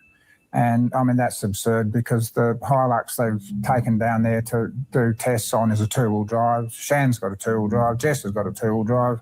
The buggy's a 2-wheel drive. I mean, it's laughable. The other thing that they said was that the footage on the security cameras on the property next door, where you come in from Yunta Road, showed that no one had come out to Oak Park in that time frame. So I identified all the sites, and there was one I wasn't 100% sure of until I got a better view of it, and then I could see the trees, and I said, oh, and that's the one that's on the road in from Yunta at what we call Breakneck Creek. And this bloke said, oh. Well, Breakneck Creek, that says a lot. You wouldn't do you really let your 4-year-old roam around in a place called Breakneck Creek? The name says it all, really, doesn't it? But yeah, she's trying to be her own detective as well. And this is, of course, what perpetrators do. They put themselves into the investigation. She's already in the investigation, obviously, as a family member, but she's offering her own explanation of what happened. That's very common with perpetrators. Very common. They try and come up with, that's what Josie is doing here, in my opinion. She's putting forward alternative possibilities from her own detective work, that, as I think somebody said earlier, these are things she should be talking to with the police, who probably has, and then they poo-pooed it. And now she's on the media giving alternate possibilities. It actually gives me a bit of hope this case might be solved eventually, because if Josie is one of those people, she thinks she's clever. So don't forget, most perpetrators, they think they're cleverer than the police. Best thing for Josie to do really would be to not say anything. There's no proof against her. The police haven't been able to put a case together. Maybe she's doing this because she's trying to look good in the eyes of other people. But she's really giving the police more to work with. But Josie, she probably thinks she's cleverer than the police. A lot of people do, don't they? They think, you know, they think they're cleverer than the police until they get caught. And the police, of course, just chipping away behind the scenes, doing their thing, because they can't make comments and stuff. And I think this was a mistake by Josie, actually, this interview. I'm glad she's done it because it gives me a chance to see her, see more about her, get a better idea of her. But I think as far as she's concerned, if I was her lawyer, I would have told her not to do this interview because it looks suspicious that she's putting herself in the centre of everything and trying to make out the police don't know what they're doing and offering alternative scenarios. I don't actually think that is a good thing for Josie, personally. But, you know, of course, we've all got our views. Hi, Angie. Sorry, Ange. Yeah. I think Josie knows what happened to Gus. In my opinion, it's my humble opinion. I think she knows. Whether it was deliberate or not, I don't know. That I don't know. But I think, you know, this interview has not convinced me. There's a doubt there, of course. There's a doubt that, you know, because until she's actually prosecuted, charged with it, or evidence comes out, we don't know. There's always going to be a percentage that she may well be completely innocent. But I don't think this sort of behaviour of the interview and everything makes her look innocent. I think, if anything, it makes her look more guilty. Well, that wasn't working at the time. And I thought, again, lie, because they'd told me that he couldn't have been taken because no one came in and no one showed up on the cameras. And then they tell me the camera wasn't working. So again, just false. There's just been so much of this falseness over all this and mistakes that have been made. What about the noise? Can you hear cars come in inside your house? It can be difficult. If it's windy, you're not going to hear them. It's as simple as that. But usually we've got the dogs there on the loose and they would alert someone if someone else drove into the house. You'd hear them barking. But, of course, we were doing sheep work, so we had all the dogs with us. Just bad luck. Oh, just bad luck. Look. The other thing, I know she gets upset a couple of times. But really, this is the GMAR or GPAR, whichever way you look at it. Your grandchild's gone missing, you have no clue where they are. You would be crying a bit more, I think. I don't know. Everybody here is concerned. They are concerned, and they're not only just concerned about the little one missing, but they're concerned about the family as well. I don't know. I don't know how they can handle it because it wouldn't be an easy thing. You know, we haven't got a body, we haven't got a live body, we haven't got a dead body. We have no idea of quite where he is, but we feel that, yes, he has been taken. How would you describe her emotions? And then to when you sit down with her emotions in this interview, because they're very different. Very. So throughout the search, she's been incredibly hostile, only ever swearing at the media and sneering even. I haven't seen any emotion from her during the searches, and there's been 11. But it's clear she's very sad and she is broken, and the pressure this family has been under, the toll that it's taken is unfathomable.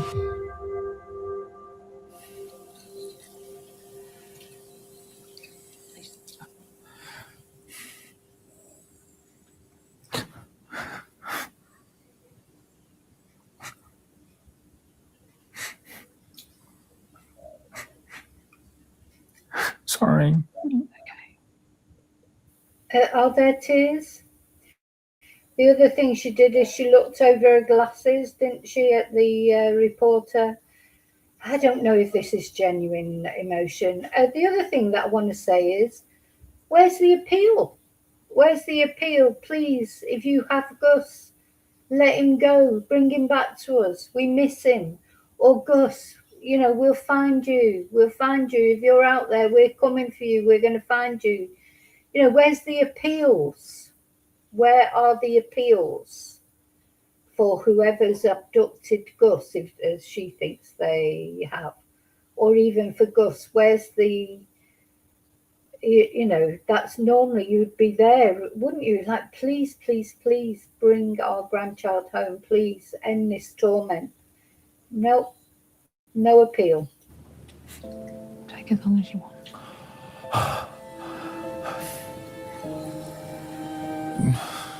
You'd just suddenly be hit by the horror, the enormity of this, and Jess probably more so. Yeah, now that struck me. Jess probably more so. What do you mean probably? Jess is the mother, and Jess and Josh, who's the father, of course, not probably more so. She's very self-centered, isn't she? It's all about her. I've really been affected by this, and Jess probably more so. Definitely. Now, also, I actually can't see any tears there. Maybe she's wiped them away and maybe it's been edited. But, you know, I don't know that,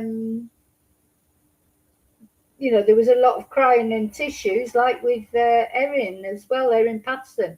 But where's the actual tears? But Jess is not quite so prone to talk about it, particularly to me, if you like. No, she won't want to talk But to yeah, you. it's just, and then to be accused of doing something like this is just, you could not wish a more horrible experience on anyone. I don't like that. When she's crying, then she looks over her glasses to see, register if she's being believed or not. I've seen that a million times with perpetrators. When you're really genuinely upset, you don't care how you look to other people. You're not looking at them to see if they're registering. I mean, I feel cruel in a way because there's always a chance that she's telling the truth. Does it just break your heart?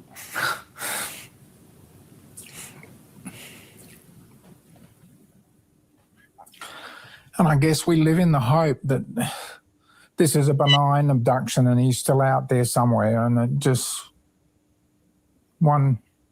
some stages, hopefully soon someone's going to see him and go right and notify the authorities. And yeah, it's to go from living a quiet time up there, which is what I've said to a lot of people, that we tend to have a quiet time up there, away from all the nonsense that goes on in the rest of the world, and then to have something thrust on us like this is, yeah, I cannot describe how we feel about it. Yeah, no talk about, you know, if it is a benign abduction, what is little Gus going through? I hope they're looking after him okay. I hope they're feeding him. I hope they're not doing any damage to him. It's all about Josie, isn't it? It's not about Gus, this.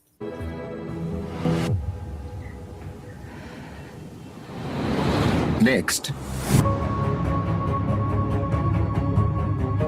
What does a forensic criminologist make of this interview? Well, you wouldn't do that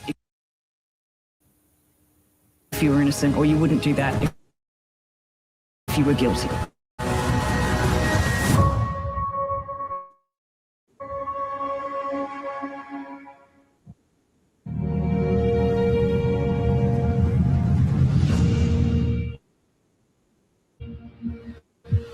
Closer from one of the last people to see him, his grandmother, Josie Murray. And we've shown the interview to a criminal psychologist for fresh insight into this mystery. In what you help police with, what might they look at in Josie's interview in terms of materials that they've gathered in this investigation. A tiny fraction of that, I'm sure, is what is publicly available for good reason. They would be interested in looking at the account that Josie gives in this interview, looking at how that compares to other information. Well, but something that I've focused on in the detectives training that I provide is not to make any assumptions about body language. It is notoriously flawed in producing any conclusions about whether somebody is truth-telling or potentially deceptive. So something I've focused a lot is ensuring that people focus more on the quality of the evidence that they can extract from an interview. How important is it then that the investigators, I guess to put it simply, don't judge a book by its cover? It's extremely important that investigators keep an open mind. And I think for the community as well, because we're in a world where there is a lot of public judgment and immediate decision making. And it may turn out in the end that certain avenues are confirmed. It may turn out that they're very wrong. And if they're wrong, what's the harm that's been done in the meantime? Until now, we haven't seen emotion in Josie, and she's been identified as the main suspect. In fact, we've seen hostility.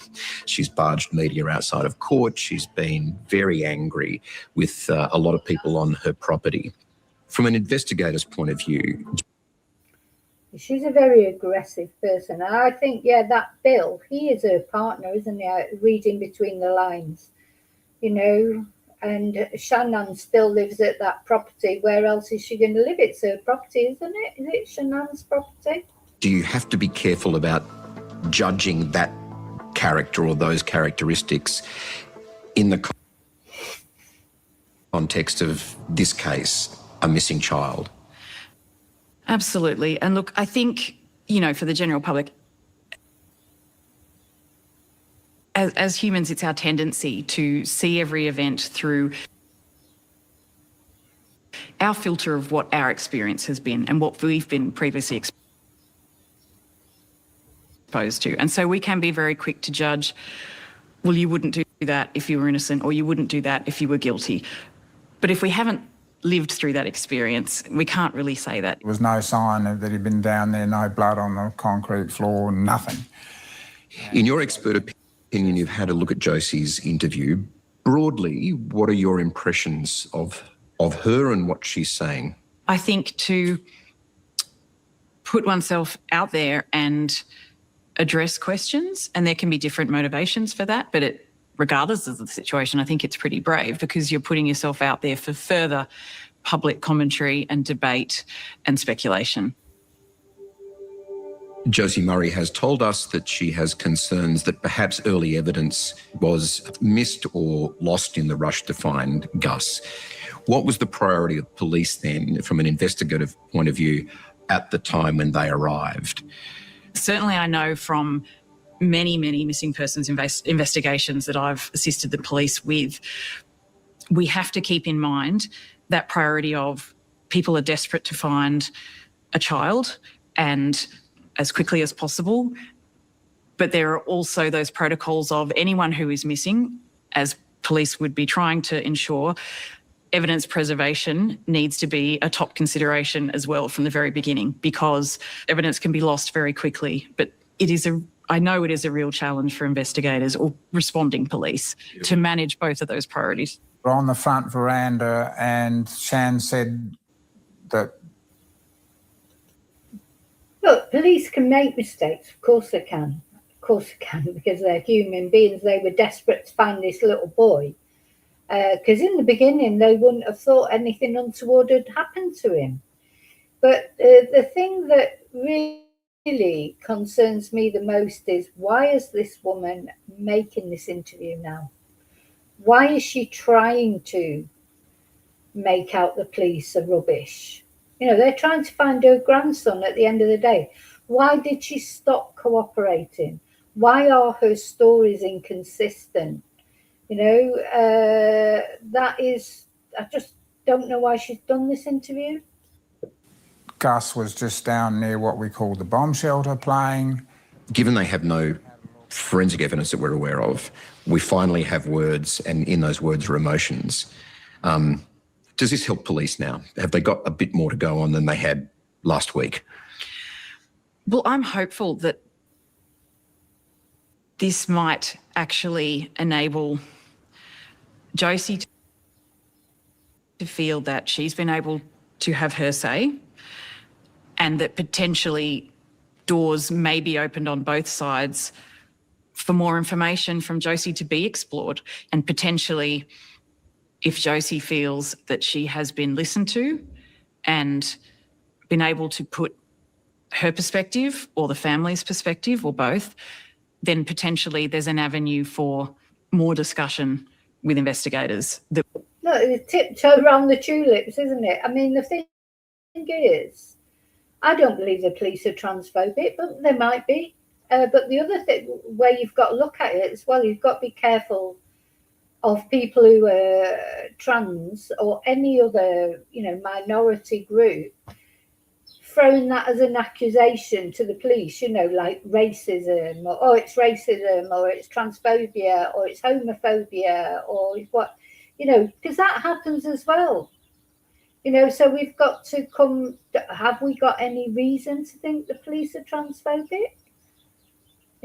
Have we? You can't name someone as a suspect just because you might get accused of transphobia. Trans people, just the same as everybody else, do bad things. Everybody, all walks of life do bad things from time to time. Twonks are twonks, whatever colour they are, whatever sexuality they have. So yeah, it's very. You can hear there's a bit of a tiptoeing around, like, don't want to make her feel that we're being prejudiced against her. It's not prejudice against someone. The police have tried their best to find out what's happened to Gus, and that's the conclusion that they've come to. That Josie knows. If they were transphobic, they would have said that right from the beginning, wouldn't they? It would help find out what's happened to Gus. What would your message be to the public and to authorities now?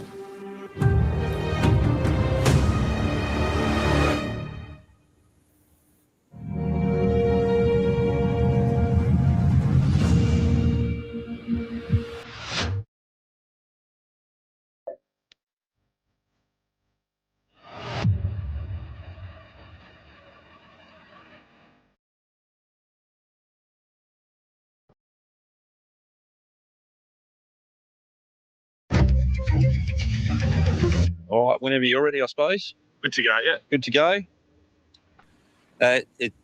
Detective Chief Superintendent Darren Filkey from Major Crime Investigation Branch. Gus's grandparents, who continue to reside here at Oak Park Station, represented by solicitors. All communications that Task Force Horizon are having with Gus's grandparents are through the solicitors. One of the grandparents of Gus remains a suspect in this investigation. What would your message be to the public and to authorities now? Keep looking for any sign that a child is Gus. Don't take any notice of his hair. His hair is his crowning glory, but it's also the thing that everyone remembers about him the most, and you have to take that hair away from that face and look at that face. And if I just saw the eyes of Gus, I would know him instantly, because it's the way you are. Do you think we will ever find out what happened to Gus? I think there is a real possibility that this case will never be solved and we'll never know. And sadly, it could end up like a case like William Tyrrell or Madeleine McCann. It's as heartbreaking as it is to say, it's a very real possibility. A cold case with no answers, no clues. That's how it might stay. Is it hard being in the house? A lot of his toys still around. We bought him a little two-wheel push bike, for peddling around with training wheels on. We thought he'd just about at that stage. That's still sitting in the lounge, and every time I walk past, I go, oh my God. There's all sorts of stuff that reminds me of him. This situation won't finish until they find either a boy or a body. And, you know, ultimately, if Josie is proven innocent, they've already wrecked her life. We're devastated about what's happened. I mean, you go for a drive on any part of the Barrier Highway and you do think about that little boy, Gus. I don't stop thinking about him. I pray that, you know, somewhere along the line he's still around, he's still alive somewhere. That's what I think. We don't feel that this is a horror story, if you like. And if you think about it, nothing else makes sense. Nothing else makes sense. Do you think he's still alive? I do. I do.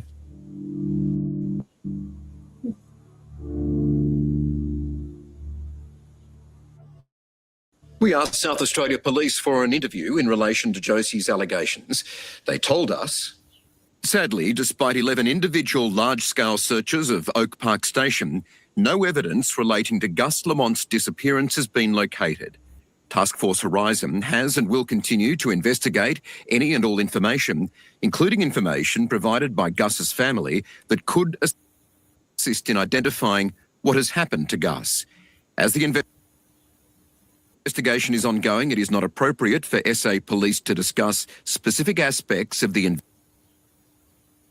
investigation that could compromise any potential future court proceedings. I'm Michael Usher. Until next week, good night. Oh, there you go. There you go. That's the interview. Why did she do that interview? I think it raises more questions than it answers. Why did she do this interview? What, all these new things she said, what, are they true?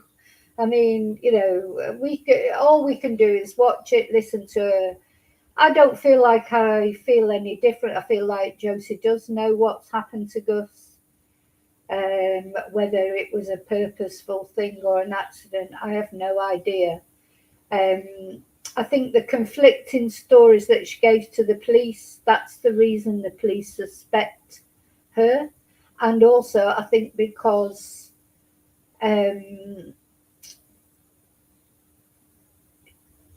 they have no evidence of anything else. They've got CCTV. No one was seen entering the property, leaving the property. There's no evidence of an abduction. There's no evidence of an accident or whatever. They've searched that property so thoroughly. So their only conclusion really is that he's been buried somewhere. Something happened to him on that property. And for some reason, didn't they specifically saying Josie did it, not Shannon, not Jess, not even Shannon, who it does. She's contacted a lawyer as well, of course, but I don't think she's a suspect. I think, she probably knows about it, and that Bill maybe even knows what's happened. Is they're thick as thieves, aren't they?